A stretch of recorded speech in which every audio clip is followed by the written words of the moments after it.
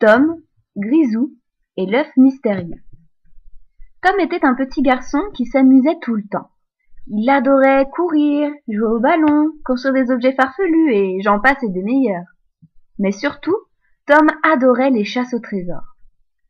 Quand sa maman n'avait pas le temps de lui en préparer une, il partait dans le jardin à la recherche d'un trésor imaginaire qu'il finissait toujours par découvrir derrière les sapins, tout au fond du jardin. Son chat Grisou était toujours avec lui. Il l'aidait grâce à son grand flair de matou à trouver tous ces fabuleux objets.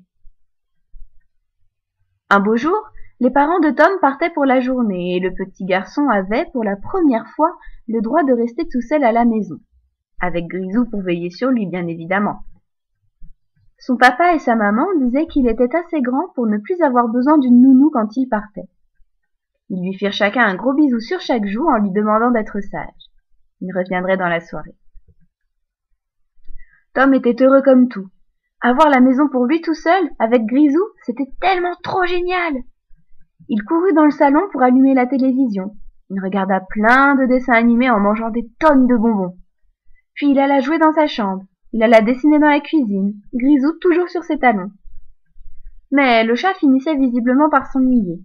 Alors, Tom décida qu'il était grand temps de partir à la recherche d'un nouveau trésor merveilleux. Il prit Grisou avec lui, mit son épée en bois à sa ceinture, et tous les deux partirent dans le jardin. Tom avait dans les mains une grande feuille de papier, une carte, sur laquelle était indiqué l'endroit où il trouverait le trésor.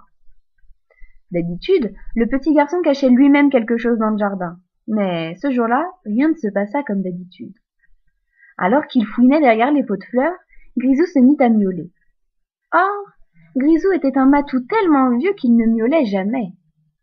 Intrigué, Tom se retourna et n'en crut pas ses yeux. Grisou était là, au milieu du jardin, et il n'arrêtait pas de renifler en miaulant ce qui ressemblait à un œuf énorme. Mais quand je dis énorme, c'est énorme. L'œuf était aussi grand qu'un ballon de basket. Intrigué, Tom courut jusqu'à l'œuf. Il colla son oreille sur la coquille. Oui, il y avait quelque chose dedans, mais quoi? Viens, Grisou, dit-il à son chat en attrapant l'œuf et en courant vers la maison.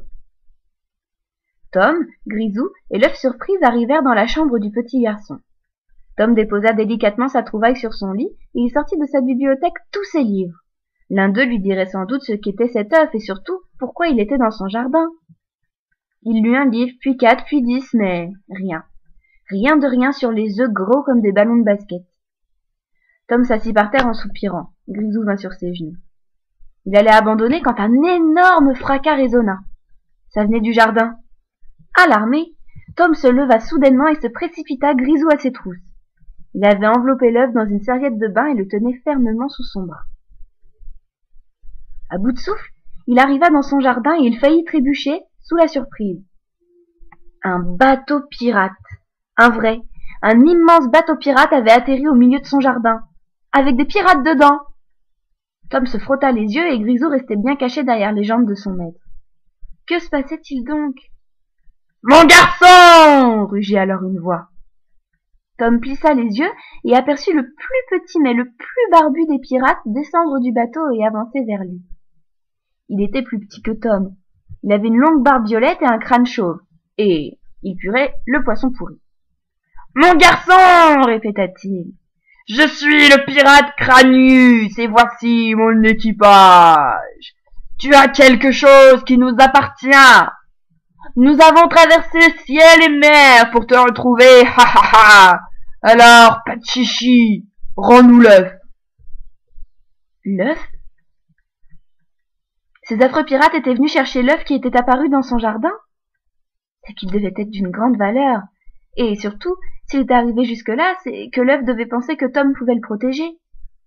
Grisou sortit de sa cachette et regarda le pirate d'un air mauvais. Non! Répondit courageusement Tom. Non, monsieur Cranius, je ne vous le donnerai pas.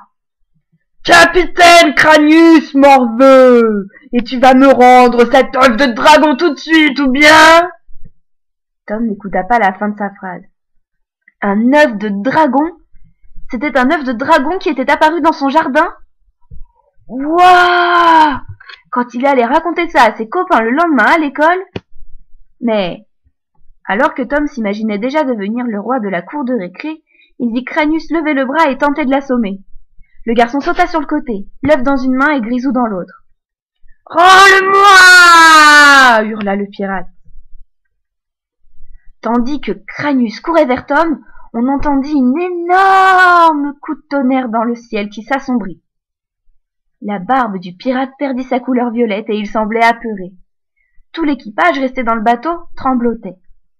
Sous son bras, Tom sentit l'œuf se réchauffer soudainement. Imitant les pirates, Grisou et Tom levèrent les yeux vers le ciel. Ils découvrirent alors un spectacle incroyable. Des dizaines et des dizaines de dragons avaient envahi le ciel. Des rouges, des jaunes, des bleus, des verts. C'était fou. « Les dragons !» hurla Cranius. « Ce gamin est protégé par les dragons ! Fuyons, camarades, fuyons !» Il repartit vers son bateau en courant à toute allure. Un des pirates leva l'ancre, le bateau s'éleva dans les airs de quelques mètres et d'un coup, il avait disparu. Tom, lui, n'osait pas bouger, même si l'œuf lui brûlait maintenant le bras. Il ne savait pas s'il devait ou non être effrayé. Tout à coup, un des dragons, le plus grand et le plus rouge, fendit l'air, atterrit juste face à lui, et lui parla, d'une voix profonde, lointaine et féminine. C'était une dragonne. « Bonjour, Tom. Je suis Braise, la grande dragonne. Merci d'avoir protégé Faïence des pirates. Nous, les dragons, t'en serons à tout jamais reconnaissants. » Faïence ? Mais de qui parlait-elle ? Alors que Tom se posait la question, l'œuf lui brûla tellement le bras qu'il dut le lâcher. Une fois par terre, l'œuf n'arrêtait pas de bouger, et tout à coup la coquille se fissura, de plus en plus. À peine une minute plus tard en sortait un tout petit dragon d'une incroyable couleur argentée. Faïence, c'était lui. La minuscule créature s'étira jusqu'au bout des ailes, bâilla un bon coup et se tourna alternativement vers Braise puis vers Tom. Grisou, lui, reniflait Braise avec amour. Faïence poussa un petit cri en direction de l'immense dragonne rouge qui le poussa du bout des pattes vers Tom. Alors, le petit dragon argenté battit des ailes sans réussir à s'envoler et avança en titubant jusqu'au petit garçon. Braise reprit la parole. « Faïence est ton protecteur, Tom, et tu es dorénavant le sien. Bienvenue parmi nous, maître dragon. » À ces mots, la dragonne poussa un long cri et s'envola rejoindre les autres dragons qui survolaient toujours la maison de Tom. Ils restèrent dans le ciel encore quelques minutes avant de disparaître. Le ciel bleu était revenu. Grisou et Faïence jouaient déjà tous les deux et Tom, bouche bée, venait de comprendre.